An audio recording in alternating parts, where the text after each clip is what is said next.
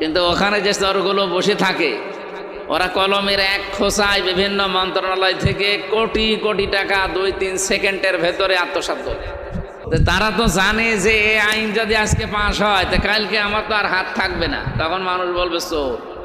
এ কারণে তারা এটা চায় না। আমরা তো এই কাজটাই করতে চাচ্ছিলাম এবার। কালকে আমি সংসদের ভেতরে কয়দিন সেই 17 তারিখ থেকে আরম্ভ করে তো ঘুরতেছি, শপথ নেওয়ার পর থেকে আজকে তারিখ মনে হয় মার্চ মাসের 13 তারিখ না? বলেন তো প্রায় 17 থেকে 13 কতদিন হয়ে গেল?